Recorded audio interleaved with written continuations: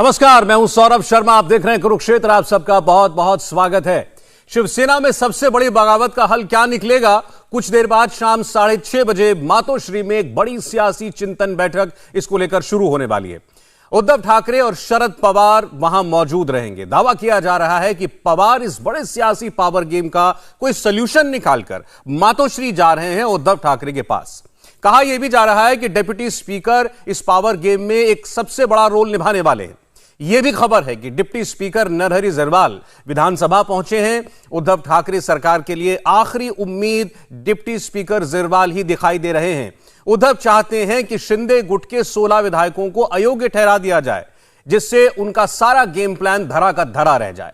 लेकिन शिंदे भी ठाने बैठे हैं कि इस बार शिवसेना उन्हीं की होकर रहेगी।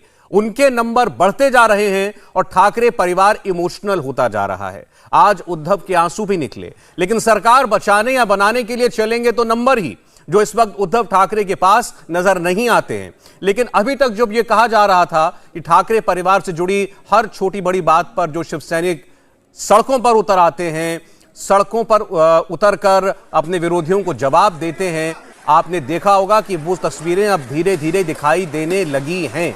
अभी तक वो शांत बैठे थे, लेकिन फिलहाल मुंबई में अब कई जगहों पर तोड़फोड़ होना शुरू हो गई है।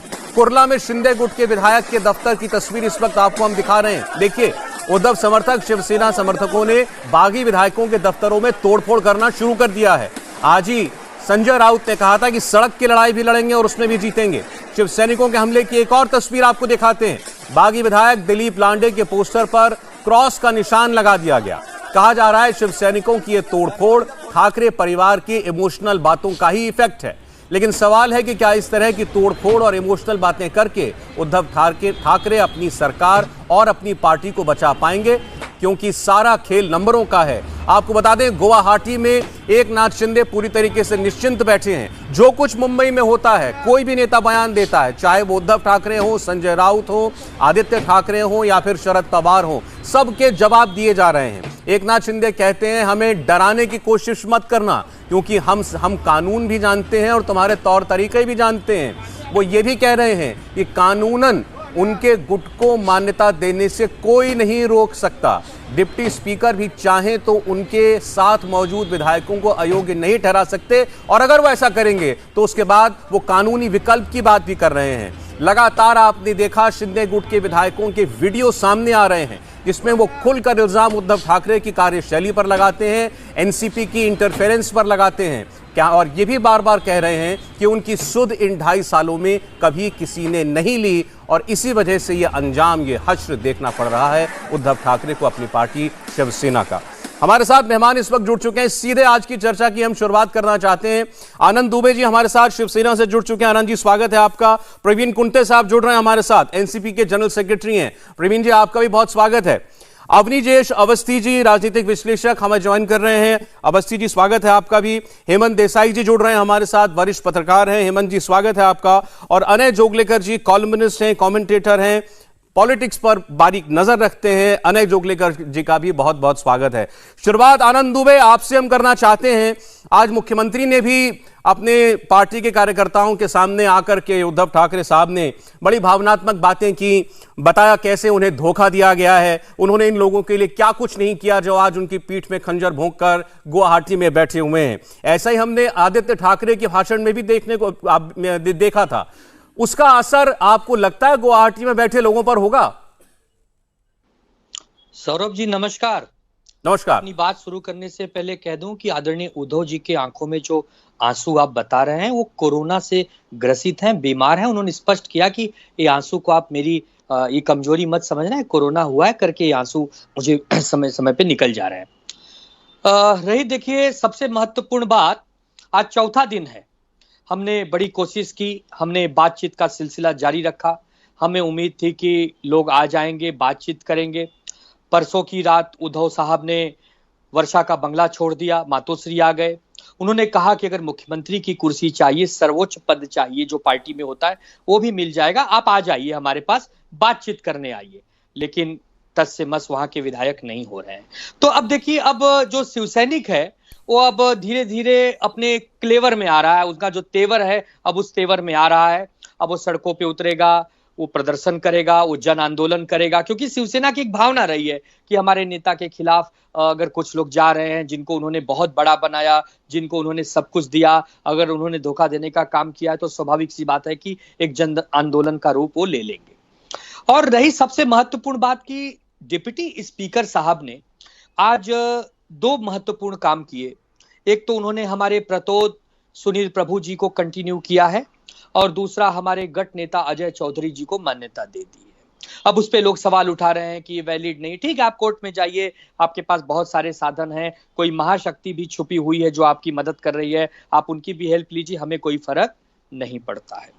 तो देखिए, हम अब बैक फुट पे नहीं, अब हम फ्रंट पे खेलेंगे। क्रिकेट का गेम बदल गया है, बहुत सारे बाउंसर हमने झेले, लेकिन कई बाउंसर के बाद नो बॉल मिलता है अंपायर द्वारा। जब नो बॉल मिलता है तब हम सिक्स मारते हैं। अब हम सिक्स मारने के मूड में आ चुके हैं और हम कोई घबराने वाले नहीं है।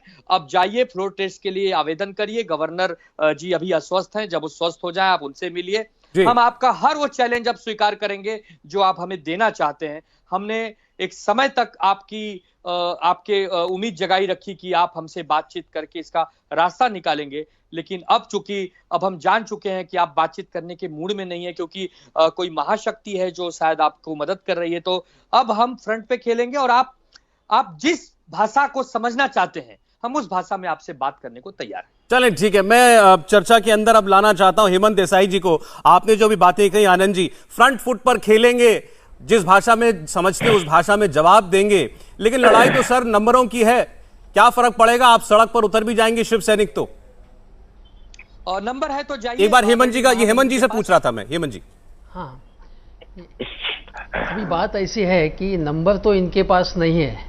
एक नाथ शिंदे के पास नंबर है ऐसा तो दिख रहा है, लेकिन शिवसेना की स्ट्रैटेजी अभी ऐसी है कि they are buying the time. जितना टाइम इसमें कोर्ट में जाएगा, झिरवल जी के पास जाएगा, उतना टाइम उनको चाहिए।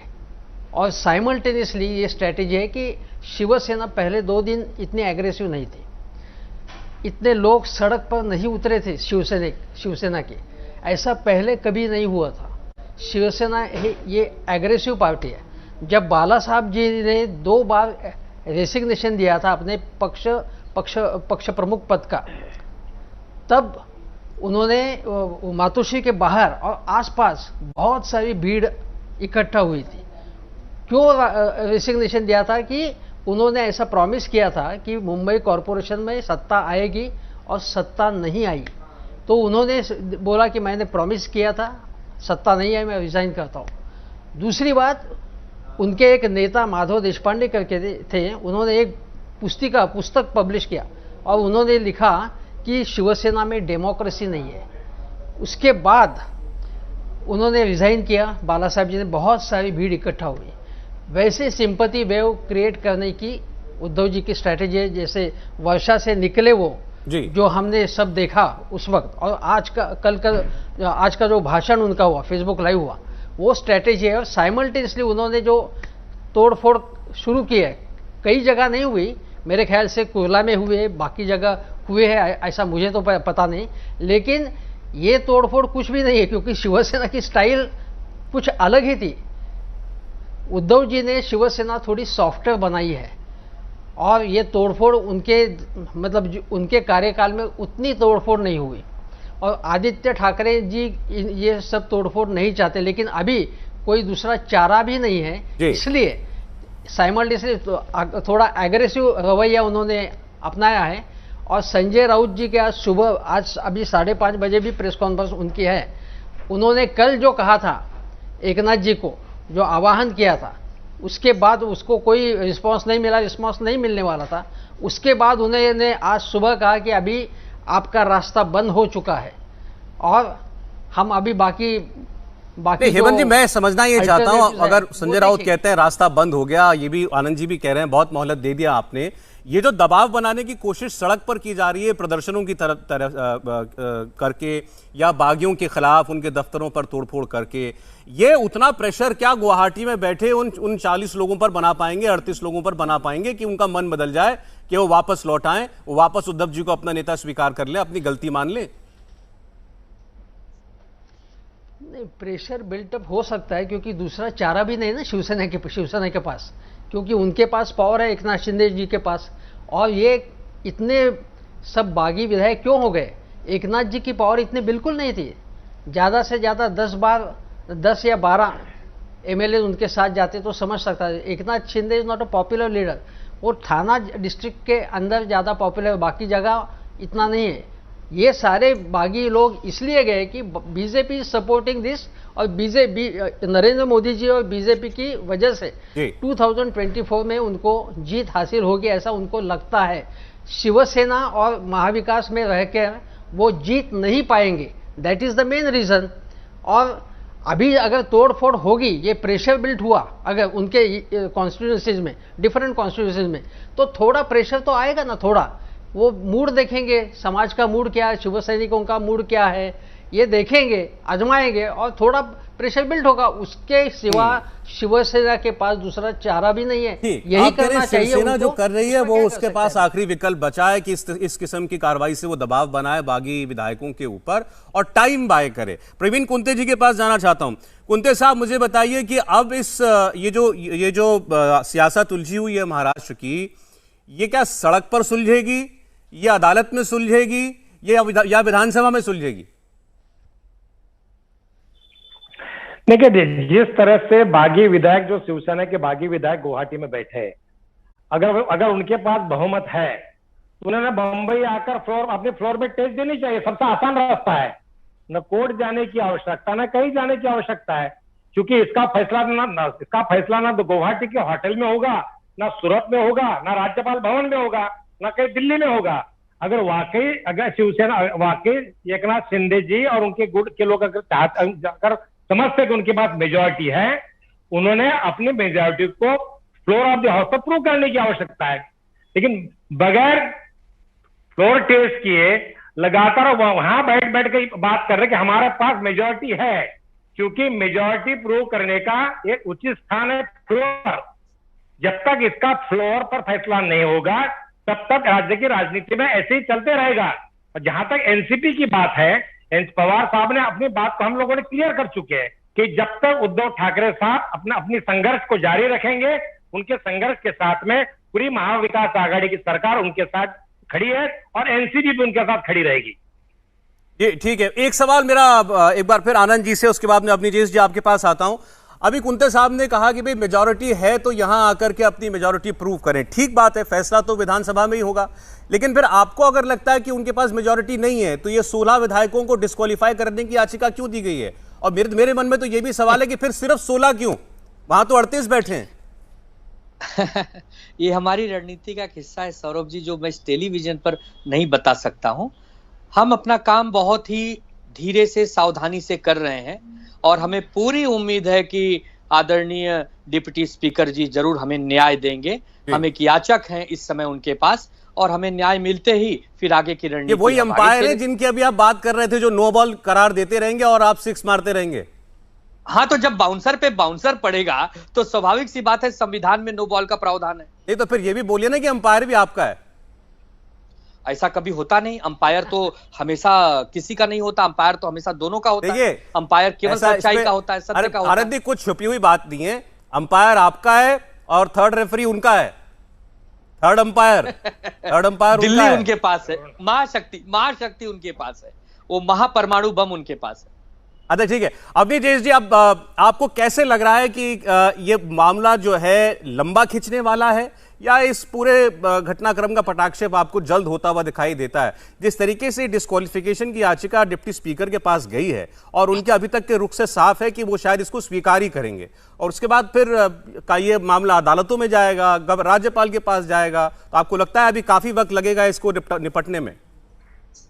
सौरभ जी, एक बात बड़ी साफ सी है, जिस प्रकार आनंद दुबे जी ने यहाँ पर कहा और जिस तरीके से सड़कों पर उतरने की बात है, ये जो 40 एमएलए जीत के आए ना, ये जनता उन्हीं इसी जनता के दम पे जीत के आए। इनके भी फॉलोअर्स हैं, इनके भी फॉलोअर्स होंगे निश्चित रूप से, शिंदे जी के भी फॉलोअर्स होंगे वहां पर सड़क पर।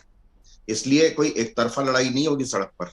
लेकिन मैं ये मानता हूं कि यहाँ प्रवीण कुंठे जी बैठे हैं, गृह मंत्रालय इनके पास, कुछ जिम्मेदारी बनती है कि वहां पर किस तरीके से पूरी तरीके से राज्य में शांति रहे। ऐसे समय में कुछ तो जिम्मेदारी बनती है ना, कोई कहीं पर। और बड़े अगर यहाँ पे कहा जाए कि शिव सैनिकों का तो, शिवसेना का तो स्वरूप ही यही है, उनका तो एग्रेसिव रहते हैं, ये सब अब चलने वाला नहीं है। एक बात। दूसरी बात, हेमंत जी ने एक अच्छी बात कही कि उनको लगता है कि 2024 में वो मोदी जी और बीजेपी के नाम पे तो जीत सकते हैं। आज वो एनसीपी जिसके खिलाफ वो लड़ करके आए थे, उनके साथ बैठे हैं, और सावरकर, वीर सावरकर को गद्दार कहने वालों के साथ बैठे हैं, औरंगजेब की मजार पर जाकर के मरसिया पढ़ने वालों के साथ बैठे हैं। तो कौन उनको वोट देगा? कौन शिव सैनिक वोट देगा? शिवसेना तो अगर आप कह रहे हैं कि बड़ी उग्र है, तो उग्र हिंदुत्व में भी विश्वास है उसका।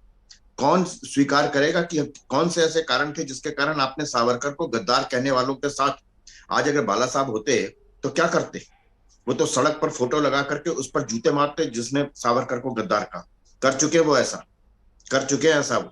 इसीलिए मैं आपको कह रहा हूं। और ये लोग कहते हैं, एक सवाल पूछा जाता है कि 2.5 साल तक मलाई खा रहे थे। क्या मलाई तो मिली नहीं, वो तो खुद कह ही रहे हैं। सारी वो एनसीपी खा रही है, इसलिए सारी रणनीति भी एनसीपी बना रही है, पवार साहब बना रहे हैं उसके लिए कि कैसे बची रहे। बाकी उनके पास तो कोई रणनीति है नहीं, वो तो बाहर बैठे हुए हैं, गुवाहाटी में बैठे हुए हैं। बात बड़ी साफ सी है कि last round the camel's back. ये जिस समय सरकार बन रही थी उस समय भी, क्योंकि जनादेश जो था वो बीजेपी के साथ मिलकर के नरेंद्र मोदी का पोस्टर पे चेहरा चिपका करके वोट मिले थे शिवसेना को भी, कोई अलग से नहीं मिले थे, बड़े साथ होकर के मिले थे, इसमें कोई दो राय नहीं। इसलिए बात बड़ी साफ सी है कि ये जो जनता की नब्ज को पहचान करके ही एकनाथ शिंदे और बाकी 40 जो एमएलए है ना, वो जनता की नब्ज को, ऐसा नहीं है कि जनता की नब्ज को सिर्फ संजय राउत ही पहचान रहे हैं, वो भी जीत के आए और कई बार जीत करके आए। और वो ठीक है अवनिवेश जी, वो बात सारी ठीक है, वो बात सारी ठीक है। अब ये बात भी अब हमने देखी है कि जब उद्धव जी ने फेसबुक लाइव करके सबसे पहले जनता से बात की थी, उसके बाद भी एमएलएस का जाना रुका नहीं, तब भी लगातार लोग गुवाहाटी पहुंचते रहे, उसका असर नहीं हुआ था। लेकिन अब जब अभी आनंद जी बोल रहे हैं अब हम खुलकर बैटिंग करेंगे, आज जो बातें कही गई हैं उद्धव जी के द्वारा, उसके बाद सड़कों पर जब हम जो कुछ होता हुआ देख रहे हैं, क्या इसके बाद अब कुछ दबाव वहां बैठे लोगों पर बनना शुरू होगा? क्या जैसे 2 लोग वापस आए, चाहे उसके पीछे कोई वजह हो, वो 2 लोग क्यों वापस आए हैं, ऐसे और लोग भी वापस आ जाएंगे? सौरभ जी, एक ही शब्द बोल रहा हूं, काउंटर प्रोडक्टिव होगा ये, मैं आपको बता रहा हूं। ये जितना दबाव डालेंगे उतना इनके खिलाफ जाएगा। बिल्कुल। जोगलेकर साहब, क्या असेसमेंट है आपकी अभी की सिचुएशन को लेकर के? आज कुछ देर पहले मुख्यमंत्री उद्धव ठाकरे ने शिवसेना के जिला प्रमुखों के साथ मुलाकात की। मुझे याद नहीं पिछले 2.5 सालों में आखिरी उन्होंने मुलाकात जिला प्रमुखों के साथ कब की थी। आज शाम को वो शिवसेना के शाखा प्रमुखों के साथ संवाद कर रहे हैं। शाखा यानी शिवसेना का एक कोर यूनिट है और शाखाओं में से शिवसेना महाराष्ट्र तक पहुंची है। लेकिन पिछले 2.5 सालों में मुख्यमंत्री उद्धव ठाकरे ने अपने ही कार्यकर्ताओं के साथ, अपने ही नेताओं के साथ संवाद बना के नहीं रखा। उन्होंने आज कहा कि वो कोविड हो गया था और बीच में उनके पीठ का दर्द, यानी वो ऑपरेशन हुआ था, उसके वजह से मिल नहीं पाए। लेकिन इसी महाराष्ट्र में शरद पवार जो 80 साल के हैं, वो पूरे महाराष्ट्र भर घूम रहे हैं। देवेंद्र फडणवीस नेता प्रतिपक्ष है, पूरे महाराष्ट्र में घूम रहे हैं। तो इसलिए जो शिवसेना का संगठन है, ये जो सिर्फ 40 विधायक की बात नहीं है, ये 40 विधायक शिवसेना का पूरा संगठन लेके चले गए हैं। लगभग 15 जिलों में शिवसेना का अस्तित्व मिट गया है, एक भी विधायक उनके नहीं। देखिए, शिवसेना वाले बार बार ये कहते हैं संजय राउत की विधायक जाना अलग बात है और पार्टी अलग चीज है।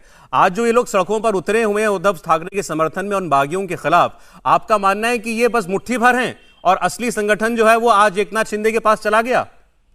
बिल्कुल सही है। जो आज मुख्यमंत्री उद्धव ठाकरे जी के साथ है, संजय राउत खुद राज्यसभा में जाते हैं, कभी भी वो पार्षद भी नहीं बने। अनिल परब विधान परिषद में जाते हैं, नीलमताई गोरे विधान परिषद के हैं। कौन से ऐसे सदस्य हैं कि जो जनता के बीच में से चुन के जाते हैं? खुद आदित्य ठाकरे जब विधायक बने, उनके लिए एक कॉन्स्टिट्यूंसी खाली कर दी गई, उन्होंने कांग्रेस के जगह पे। जोगलेकर जी, मेरा सवाल आज एमएलए एमएलसी को लेकर या राज्यसभा मेंबर को लेकर नहीं है। मेरा सवाल यह है, जो आपने जहां से शुरुआत की कि वो शाखा का मेंबर जो है शिवसेना का, वो जिला प्रमुख जो है, जो कोर यूनिट आप बोल रहे हैं शिवसेना की है, वो किसके पास है? वो किसकी तरफ देखता है? वो किसके लिए लॉयल है? मुझे लगता है कि वो एकनाथ शिंदे जी के साथ है, क्योंकि अब तक पिछले 2.5 सालों में, और मुझे ठीक है कि जो बात हुई शिवसेना बीजेपी के बीच, शिवसेना ने एक विश्वासघात किया, वो ठीक है, लेकिन जो शिवसेना का कार्यकर्ता है उसको तभी खुशी हुई थी कि अपना कोई आदमी राज्य का मुख्यमंत्री बन गया है। लेकिन राज्य का मुख्यमंत्री बनने के बावजूद उसकी जो अपेक्षा थी कि अपना सरकार आई है तो अपने को कुछ उससे मिलना चाहिए, कार्यकर्ताओं को नौकरी मिलनी चाहिए, कहाँ पे तो अपने काम होने चाहिए, कॉन्ट्रैक्ट मिलने चाहिए। लेकिन पिछले 2.5 साल से ऐसी परिस्थिति है कि सब चीज एनसीपी को मिल रहे हैं, बाद में कांग्रेस को मिल रहा है, बाद में शिवसेना को मिल रहा है। और दूसरी सबसे बात, जो बाला साहेब ठाकरे की शिवसेना थी, सामान्य कार्यकर्ताओं को मातोश्री में प्रवेश था। अभी ये सब के सब विधायक है, उनकी भी तकरार है कि मुख्यमंत्री समय ही देते नहीं, मुख्यमंत्री कौन उठाते हैं। इसको एक बार समझना चाहते हैं, मैं देसाई साहब से पूछना चाहता हूं, जो पीड़ा इन विधायकों ने अपनी व्यक्त की है, मैं गलत सही में नहीं जाता अभी, लेकिन जो वो वजह बता रहे हैं कि हमारे लिए दरवाजे बंद थे, हमारे काम नहीं होते थे, घंटों घंटों बंगले पर बुलाकर इंतजार करके हमें वापस भेज दिया जाता था, ये क्या इतनी गहरी बैठी हुई भावना है कार्यकर्ताओं के अंदर भी, या केवल ये इन मंत्रियों और विधायकों के बीच में है? नहीं, बिल्कुल वो सही है, जो भावना है कार्यकर्ताओं की वो सही है, लेकिन कोरोना की जो वजह है वो भी हमें समझ लेनी चाहिए। फिर भी उद्धव जी ने कोरोना के बाद, जब कोरोना कम हुआ तब बाहर निकल जाना चाहिए था, वो नहीं गए। और दूसरी बात यह है कि अगर वो नहीं जाते तो आदित्य ठाकरे उनको भी भेज देते जगह जगह, वो इतने घूम नहीं रहते आदित्य ठाकरे भी, क्योंकि ठाकरे फैमिली की जो स्टाइल है उद्धव जी के ज़माने से रही, वो बाला साहेब जी की स्टाइल अलग थी। बाला साहब भी घर में बैठ के सब काम करते थे, जब इलेक्शन होती थी तब उनके टूर्स निकल जाते थे। पहले ज़माने में वो जाते थे, लेकिन बाद में आफ्टर 2000 वो इतने नहीं जाते थे। लेकिन उद्धव जी भी जाते थे पहले जितने जाते थे बाहर, उतने आफ्टर चीफ मिनिस्टरशिप वो नहीं जाते थे। एक ही समय चीफ मिनिस्टरशिप का जो पद है वो और पक्ष प्रमुख का पद, तो थोड़ी रिस्पॉन्सिबिलिटी उन्होंने, तब अगर एकनाथ शिंदे जी को दी होती उस वक्त, तो सारे निर्णय वो खुद कर लेते थे, या दूसरे विधायक थे उनके ऊपर वो अगर जिम्मेदारी देते तो अच्छा रहता। वो उनकी गलती है। लेकिन मैं एक बात बताता हूं जो इम्पोर्टेंट बात है। अभी जनादेश की बात हो रही है। 2014 में जब देवेंद्र जी की सत्ता आई तो शिवसेना उनके साथ नहीं गई थी, विरोधी पक्ष नेता एकनाथ शिंदे जी बने थे। थोड़े दिनों के बाद एकनाथ शिंदे जी गए और उन्होंने एक पब्लिक मीटिंग में अपना रिसिग्नेशन, आफ्टर सम टाइम उन्होंने रिसिग्नेशन दिया, क्योंकि अपना काम बीजेपी नहीं कर रही है, ये वजह थी उनकी। और उन्होंने पब्लिकली वो अपना रिसिग्नेशन लेटर उद्धव जी को पब्लिक मीटिंग में दिया। ये वीडियो भी अवेलेबल है। दूसरी बात यह है कि शिवसेना और बीजेपी 2017 वो ठीक था, लेकिन 2017 में इतना बिगड़ गया रिलेशंस कि आशीष शेलार जो मुंबई विभाग के अध्यक्ष हैं, उन्होंने पब्लिक स्टेटमेंट 1 महीना पहले दिया, इंटरव्यू में बात कही कि हम उस वक्त एनसीपी से बात कर रहे थे, एनसीपी के साथ कोलैबोरेशन करने के लिए 2017 में। तो जनादेश अगर वो बनता गवर्नमेंट उस वक्त, तो वो जनादेश था, अगर बनता तो उसका समर्थन जस्टिफाई कैसे कर रहे थे, कैसे बीजेपी कर सकती थी। जो इल्जाम महाविकास में क्यों गई, ठीक है, शिवसेना ऐसा जो पूछते हैं, वो उस वक्त जाने को तैयार थे। ये बात तो ठीक है, वो तो 19 में भी अजीत पवार के साथ सरकार बना ही ली थी, चाहे कितने घंटों के लिए ही सही। लेकिन आपकी बातों का निष्कर्ष मैं ये निकाल रहा हूं कि दिल से उद्धव ठाकरे अब कभी भाजपा के साथ नहीं जा सकते, चाहे कुछ भी हो जाए, कितना भी दबाव उनके विधायक उन पर बना लें, उद्धव ठाकरे बीजेपी के साथ नहीं जाएंगे। तो अब इसका मतलब यह है कि अगर ये नंबर गेम एकनाथ शिंदे जीत जाते हैं तो उद्धव ठाकरे, हाँ जी बोलिए। नहीं, मुझे नहीं लगता। आप जो बात कर रहे हैं, संजय राउत का कल का स्टेटमेंट क्या था, अगर वो उद्धव जी का, कि अगर वो चाहते हैं तो मैं रिजिग्नेशन दूंगा, लेकिन कुछ भी करने को तैयार हूं। और संजय राउत ने कहा कि हम महाविकास आघाड़ी से बाहर जाने के लिए भी तैयार है और बात करने के लिए तैयार है। इतना वो नीचे आ गए, इतने डिफेंसिव पे आ गए शिवसेना। लेकिन मुझे नहीं लगता कि जितनी कड़वाहट अभी है तो उद्धव ठाकरे बीजेपी के साथ जाने के लिए तैयार नहीं है। लेकिन उनको अगर अपना बेस संभालना है और बेस बढ़ाना है तो उनको लोगों में जाके काम करना पड़ेगा। लेकिन बहुत सारे लोगों को अगर लगता है कि बीजेपी के साथ जाना चाहिए, सिर्फ विधायकों को नहीं, शिवसैनिक जो है उनको भी, ठीक है, तो उद्धव ठाकरे जी को पुनर्विचार करना पड़ेगा इसका भी। आनंद जी इस पर जवाब दें, इस संभावना पर, शिवसेना और बीजेपी। मैं हेमंत सर की बात का जवाब देता हूं कि राजनीति में संभावनाओं का खेल होता है। राजनीति में कोई परमानेंट मित्र नहीं है, कोई परमानेंट शत्रु नहीं है। जिस प्रकार की स्थिति हमारे सामने वर्तमान में होगी, हम उस पर फैसले लेंगे। हम भारतीय जनता पार्टी के साथ पिछले 25 से 28 साल रहे हैं। हमने एक ही थाली में खाना खाया है। हम एक दूसरे को बहुत अच्छे से जानते हैं। भविष्य के काल में क्या पल रहा है ये कोई नहीं जानता, लेकिन हम भारतीय जनता के साथ इस जन्म में नहीं जाएंगे, इस बात में कोई दम नहीं है, क्योंकि संभावना जो होती है वो हमेशा बरकरार रहती है, पहली बात। दूसरी बात, अजय जोगलेकर जी ने कहा कि जो शिवसेना का ग्रास रूट वर्कर है वो एकनाथ शिंदे जी के साथ जाना चाहता है। भाई साहब, हेमंत देसाई जी हमारे वरिष्ठ पत्रकार हैं, महाराष्ट्र के एक बहुत ही मशहूर वो पत्रकारों में से हैं। उन्होंने अभी कहा कि एकनाथ शिंदे जी केवल थाना और MMR रीजन के नेता रहे हैं, इज नॉट अ पूरे महाराष्ट्र के वो लीडर नहीं है। तो वो अगर पूरे महाराष्ट्र के लीडर नहीं है तो स्वाभाविक सी बात है कि उनका अप्रोच पूरे महाराष्ट्र में नहीं है, जैसा उद्धव ठाकरे जी और बाला साहब ठाकरे जी की भावनात्मक जो अप्रोचेस हैं उसके सामने वो फेल हो जाएंगे। इसके लिए ग्रास रूट का वर्कर शाखा प्रमुख से लेकर जिला प्रमुख हमारे साथ है और 100% जिला प्रमुख आज शिवसेना भवन मीटिंग में आए थे। दुबे साहब चलिए ठीक है, मैं वर्कर की बात छोड़ देता हूं अभी, लेकिन अभी आपने जो कहा कि शिंदे साहब का क्लाउड जो है वो 8-10 MLA से ज्यादा का नहीं है, तो फिर तो ये आपके लिए और चिंता की बात है कि ये बाकी के ये जो 25-30 गए हैं ये किस कारण गए हैं उनके साथ? वो महाशक्ति के प्रभावित होकर गए हैं। एक महाशक्ति जो है वो इतना बड़ा प्रभाव डालती है, वो महाशक्ति है जिसके साथ जाने से अभी आप इनकार भी नहीं कर रहे हैं, 100% इनकार भी नहीं कर रहे हैं। मैं वही कह रहा हूं कि वो महाशक्ति इतनी प्रभावशाली है कि बहुत से बड़े समुंदर को अपने अंदर समा सकती है, तो उसके प्रभाव में भी लोग जाते हैं। बहुत सारे लोगों पर केसेस चल रहे हैं। ईडी और CBI, इनकम टैक्स जैसी एजेंसियां जो हमारे भारत की खूबसूरत काम करने वाली एजेंसियां हैं, उनसे भी लोग प्रेम करते हैं।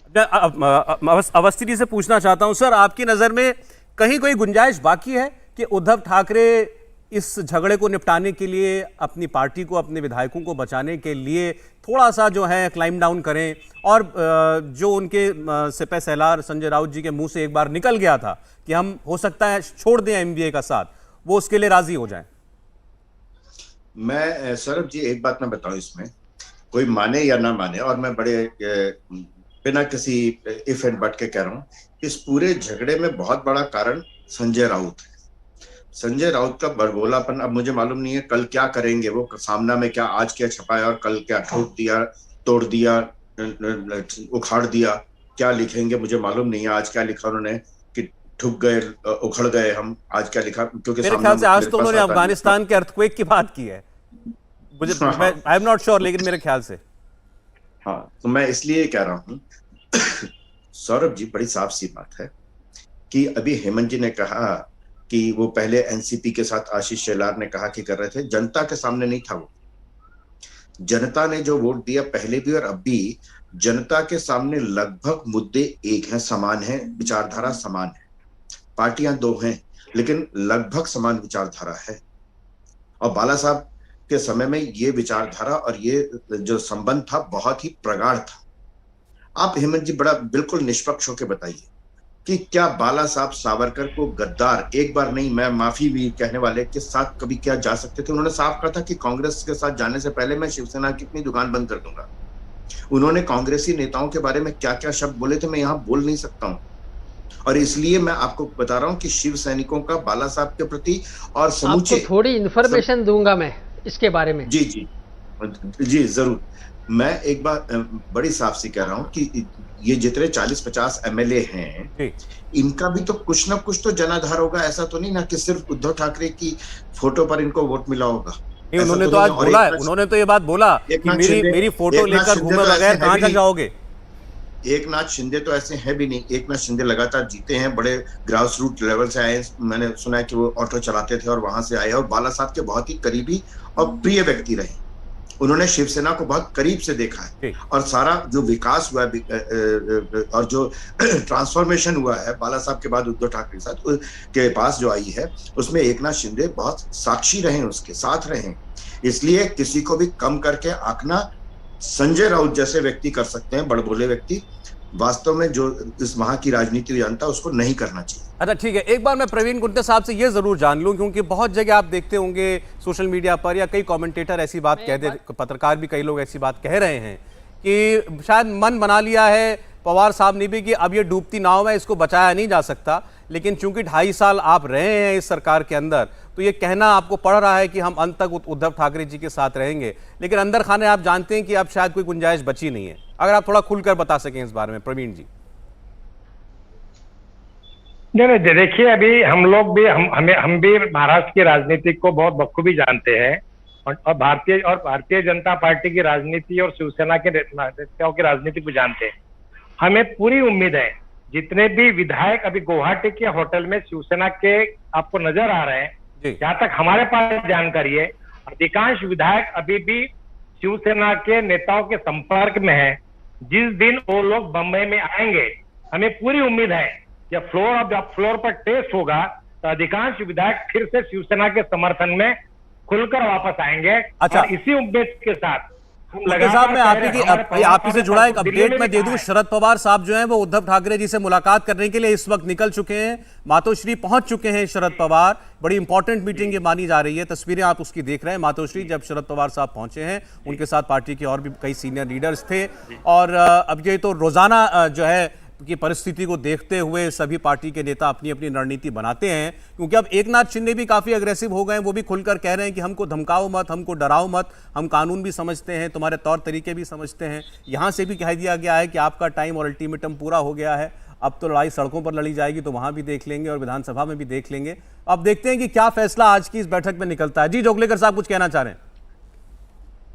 मेरा कहना है कि ये जो लड़ाई हमें दिख रही है, ये लड़ाई देवेंद्र फडणवीस के खिलाफ शरद पवार ऐसी लड़ाई है, भाजपा के खिलाफ राष्ट्रवादी ऐसी लड़ाई है, और इसमें दोनों पक्षों को शिवसेना चाहिए एक ढाल की तरह। बीजेपी को भी राष्ट्रवादी के खिलाफ लड़ने के लिए शिवसेना चाहिए। कुंटे साहब सहमत नहीं है आपकी बात से, इनकार कर रहे हैं? तो एक मिनट दीजिए। तो इसीलिए जिस तरीके से शरद पवार ने शिवसेना के शीर्ष नेतृत्व को अपने साथ ओढ़ लिया, और जो भाजपा का हिंदुत्व का राजकारण है, राजनीति है, उसके लिए उन्होंने दिखाया कि देखो ये शिवसेना पार्टी है, जो हिंदुत्ववादी है वो हमारे साथ है और उसके बिना आप कुछ नहीं है। और अभी भाजपा ये कर रहा है कि भाजपा ने शिवसेना का संगठन अपने तौर पे लेने के लिए, सरकार गिरना ये बड़ी बात नहीं है। बीजेपी के पास ऑलरेडी 134 वोट हो चुके हैं, और मुझे लगता है कि कांग्रेस के या एनसीपी के कोई भी बागी जुड़ा कर बीजेपी सरकार गिरा सकती है अगर वो चाहती है तो। लेकिन ये सरकार गिराने की लड़ाई नहीं है, ये शिवसेना का संगठन पर अपने साथ लाकर अगर हो सके तो ठाकरे परिवार को शिवसेना से बेदखल करना या उनको पावरलेस पोजीशन में रखना, इसके लिए ये लड़ाई है। और इसलिए शरद पवार भी अभी शिवसेना की तरफ से पूरी अपनी ताकत झोंक के लड़ रहे हैं। चलिए अब ये तो देखते हैं जो आपका आंकलन है ये सच साबित होता है या नहीं होता है।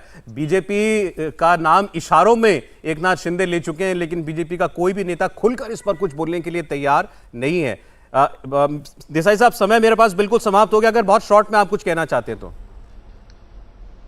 सावरकर जी के बारे में एक ही बात बता देता हूं कि इंदिरा जी ने सावरकर स्मारक जो शिवाजी पार्क के सामने है, उसके लिए उन्होंने फंड दिया था इंदिरा गांधी ने। और कांग्रेस और शिवसेना का नाता बहुत पुराना है, ये भी बात ध्यान में रखनी चाहिए कि सावरकर और इंदिरा गांधी ने बहुत रिस्पेक्ट किया था सावरकर जी का, ये भी बात सही है। तो ये लेकिन देसाई साहब शायद उस दौर की बात है, आज के दौर की कांग्रेस के क्या विचार हैं सावरकर को लेकर ये भी सब लोग अब जानते हैं बड़े खुलकर इसके बारे में। Manishankar Iyer is not Congress, Manishankar Iyer is not Congress. नहीं ये तो अब मैं मणिशंकर अय्यर नहीं, मैं तो राहुल गांधी जी की बात कर रहा हूँ। राहुल गांधी सावरकर जी की फिलॉसफी पर राहुल गांधी जी की टिप्पणी है। उन्होंने जो देश के लिए किया उसके लिए उन्होंने कुछ कहा नहीं। फिलॉसफी, हिंदुत्व की फिलॉसफी को उन्होंने अटैक किया, और वो अटैक करने का किसी को भी अधिकार है।